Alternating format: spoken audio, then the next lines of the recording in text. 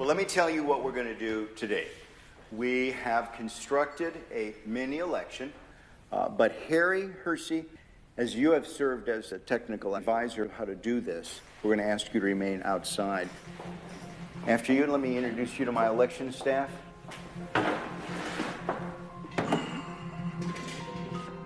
To ensure that we've not prepared some sort of a device that has been pre-rigged, pick the number, and then we'll grab that unit, and that will be the device that we will count the ballots on.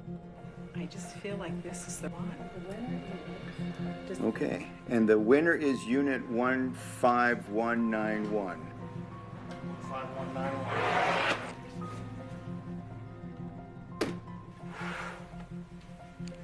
What we have here is a programmed optical scan ballot. There is only one question on this ballot. Can the votes on the Diebold system be hacked using the memory card? I have only touched the memory card, not the other parts of the Diebold election system, which is going to be used today. Only the memory card. And I can certainly speak for myself and Harry, and that we're going to vote yes. All right, then let's have the rest of us vote no. Two individuals, Hugh and Harry, will be voting yes. The rest of us will be voting no. And then we'll scrutinize the ballots afterwards to ensure that that is indeed the mark. I will say that I'm wrong and Diebold is right, and I'm going to say no, they cannot be hacked. It's impossible. So I vote no. I'm going to film myself voting. Excuse me. I'm going to mark this ballot no.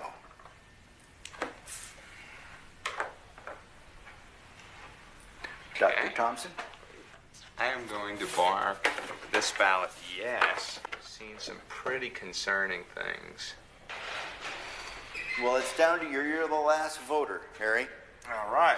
I think it could be. So I vote for yes. You will be the second yes. All right. Here is the memory card I have touched. Okay. Now, this is the only piece of Diebold equipment that you've used. That's correct. Well, thank you. Let me take your ballot in. This card will go into this slot.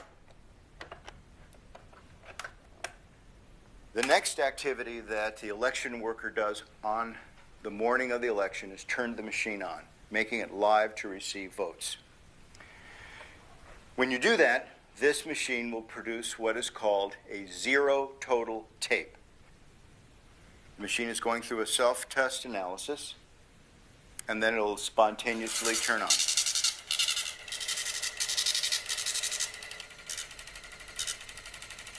This is Harry's card that is telling us that there are 0 votes stored in the memory.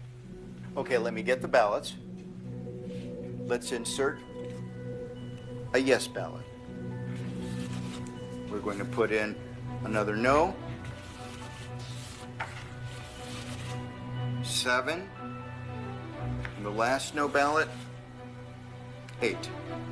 Placing the ender card in this device and telling it to turn off its counting function and do its reporting function will now cause the voting machine to print out a tape reading the number of votes that it had just read.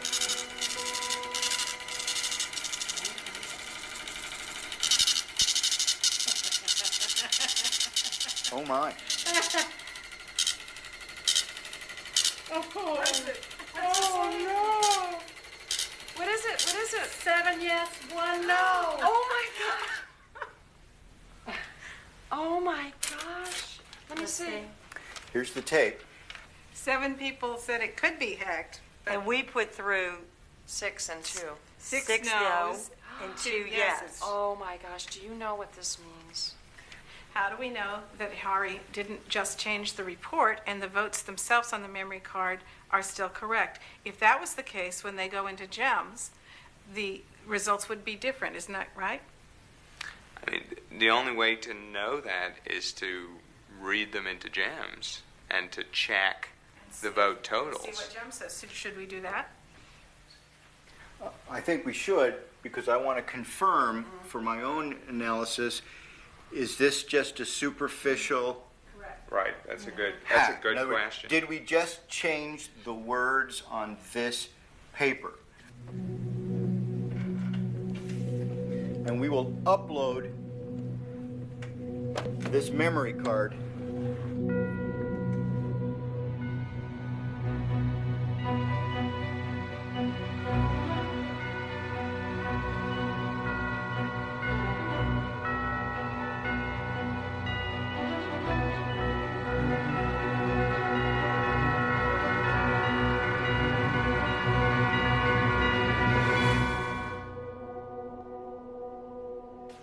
if I had not seen what was behind this, I'd have no reason not to. I would have certified this election as a true and accurate result of a vote. Susan, what does this mean for you? Makes me cry. I'm sorry, but it does. Why? Why? There's so many reasons. The reason's because there are people out there who are giving their lives to try to make our elections secure, and they're being called conspiracy theorists and technophobes, and these vendors are lying and saying that everything's all right, and it's not all right. And I'm crying because I'll quote somebody that I know who said that it's as though our country's one country pretending to be another country. How can this be happening to our elections? This really does affect me.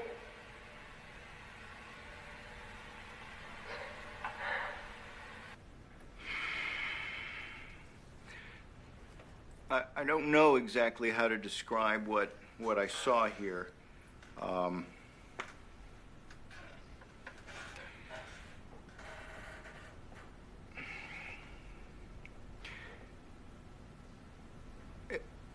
I think we, as election officials, need to be a little bit more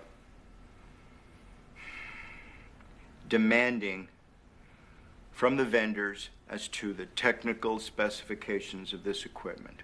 The vendors are driving the process of voting technology in the United States. I would much rather, at this point, I think, focus on allowing citizens to select technology that satisfies their needs.